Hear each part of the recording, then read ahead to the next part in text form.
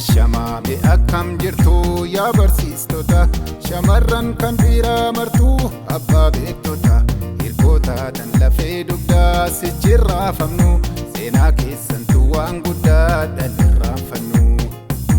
Ashamaa akkam jirtu yaa barsiistota shamarran kan dhiiraa martuu abbaa beektota hirkoota tan lafee dugdaa sichirraafamnu seenaa keessantu waan guddaa dhalirraanfannu.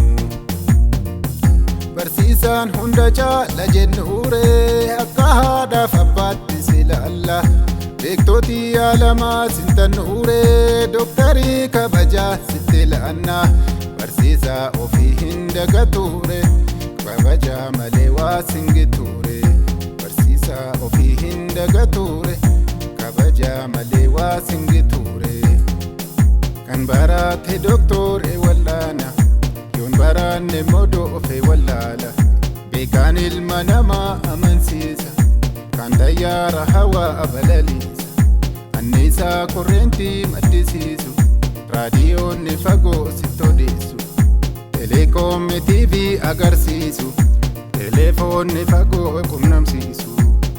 Yoo ofsan baratanii oomishanii bu'a qabeessa ta'u yoo ofsan baratanii daldalanii bu'a qabeessa ta'u yoo ofsan baratanii hojjetanii bu'a qabeessa ta'u baratanii bu'a qabeessa ta'u hojjetanii bu'a qabeessa ta'u baratanii bu'a qabeessa ta'u hojjetanii bu'a qabeessa ta'u.